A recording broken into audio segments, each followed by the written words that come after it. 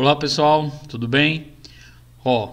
A gente agora vai começar a estudar a questão da capacidade térmica, calor específico das substâncias e as trocas de calor, beleza? Fique bem atento, porque é super fácil, certo? Vamos começar a aula. Então, olha só. Primeiro que a gente tem aqui é que a gente não pode esquecer que calor é energia térmica em trânsito, ok? Isso aí você não pode deixar de esquecer. Se tratou de calor, se tratou de energia térmica em transição. Então vamos lá. O que a gente tem aqui, ó? Observe o seguinte. Eu tenho que o corpo A tem uma temperatura. A temperatura eu não estou representando por T, viu? Estou representando por essa letrinhazinha θ, certo? Está dizendo que a temperatura de A é maior que a temperatura de quem? De B.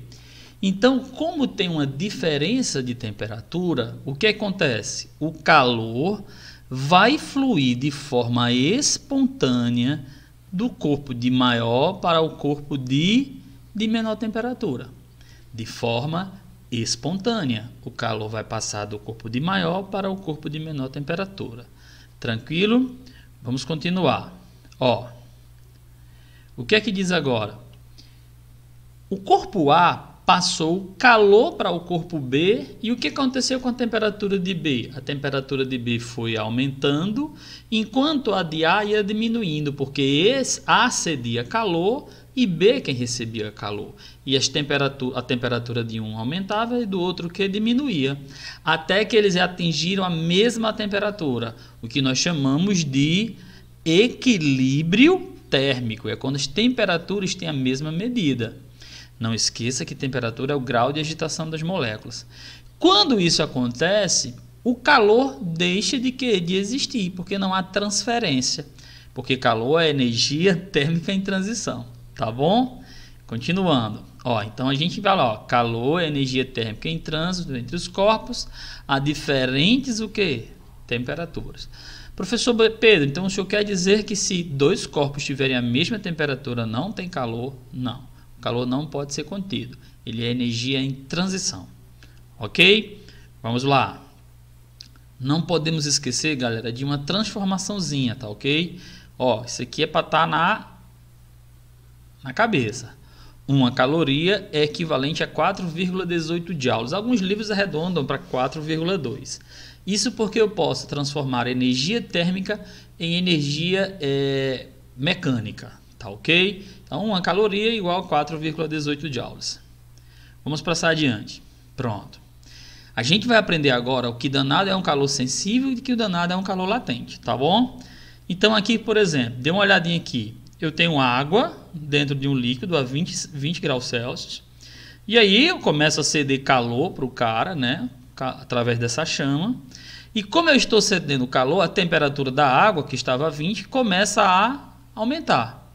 A agitação molecular aqui dentro começa a se tornar cada vez maior. Então, o que acontece com a temperatura? Aumentou. Observe que a água ela não muda de estado de agregação. Estava líquida, continua líquida. Ela mudou apenas de quê? De temperatura. Quando isso acontecer, o calor é chamado de sensível. Então, quando um corpo recebe ou cede calor sem que haja mudança em seu estado de agregação, o calor é chamado de sensível. Tá bom? Olha só o que acontece agora. A gente vê aqui dentro desse recipiente um bloco de gelo bem grandão. E o gelo está a 0 graus Celsius. E eu começo a ceder o quê? Calor. E olha que coisa interessante. Aqui ainda tem um pedacinho de gelo. E a água continua o quê? A 0 graus Celsius. Peraí. Não mudou de temperatura? Não mudou de temperatura. Enquanto a substância estiver mudando de estado de agregação, a energia que ele está recebendo está servindo totalmente para quebrar as ligações, as forças de coesão que existem entre as moléculas. E aí o que acontece? A temperatura continua constante e essa energia serve para romper. Por isso que a temperatura fica constante. tá bom? Até que ele derreta completamente. Então, quando a substância estiver mudando de estado de agregação, a sua temperatura permanece constante e o que muda é o estado. E esse calor que ele recebe ou que cede é chamado de calor latente. Beleza? Se mudou de temperatura, sensível. Se mudou de estado, latente. Fechado? Beleza. Vamos passar para o próximo.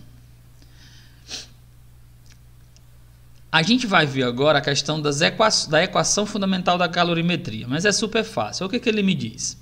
A gente vai tentar montar ela, tá bom? Ele diz assim: as quantidades de calor Q recebidas ou cedidas, porque um corpo pode receber ou ceder, por corpos de mesmo material. Eu vou destacar aqui, ó, mesmo material e de mesma massa, são diretamente proporcionais às variações de temperatura. Espera aí, deixa eu ver se a gente entendeu isso aqui.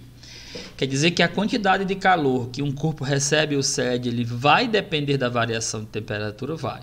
Se as massas forem iguais e se o material for o mesmo, aquele que vai aumentar mais de temperatura é quem recebeu mais calor. Fechado? Olha só, eu tenho aqui o corpo A, que recebeu, que estava uma temperatura inicial θ1, θi, e ao receber calor, aumentou em 20 graus Celsius. Beleza? Tranquilo. Olha agora o que eu vou fazer. Eu peguei um outro corpo B, com a temperatura inicial Ti, só que o cara aumentou em 60 graus sua temperatura.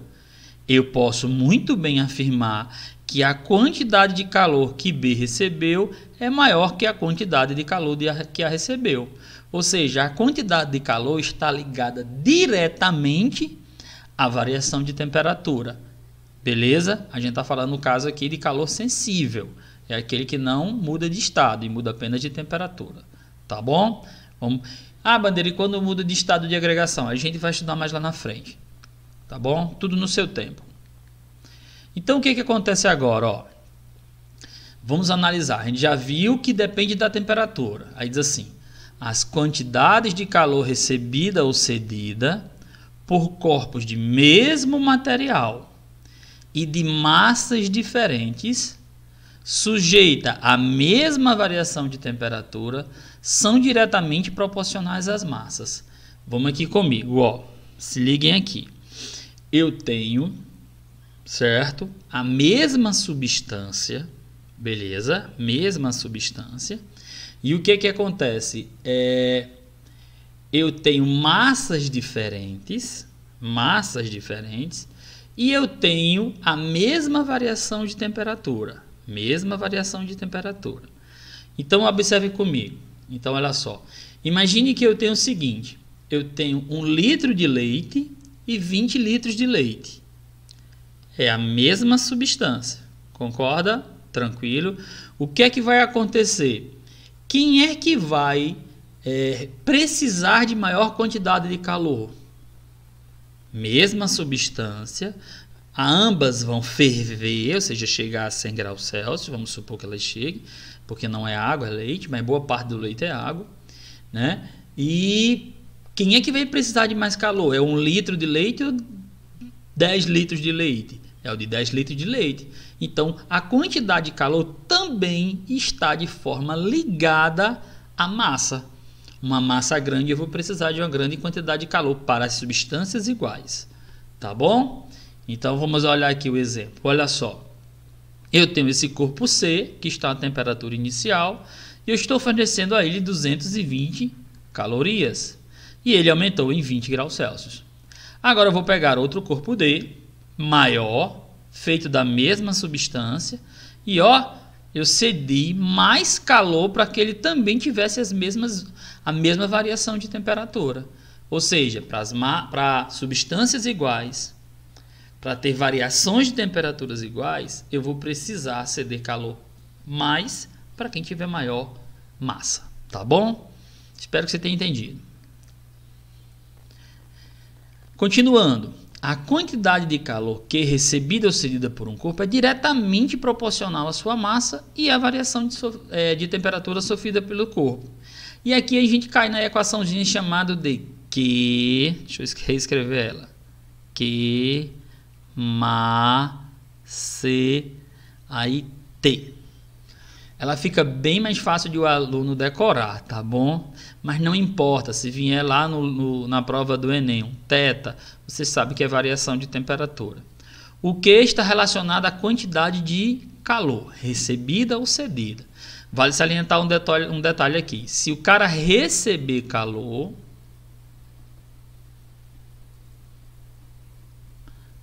vou botar só recebe. Se o cara recebe, a quantidade de calor é positiva. E se o cara cede, a quantidade de calor é negativa, tá bom? Não esquece isso. Um sinal aqui a gente erra, tá bom? O M é a massa. O C é o chamado calor específico, que a gente vai detalhar nos slides à frente. E ΔT é a variação de temperatura, tá bom? Vamos lá. Não esquece do que macete, né? Então, calor específico. Galera, esse calor específico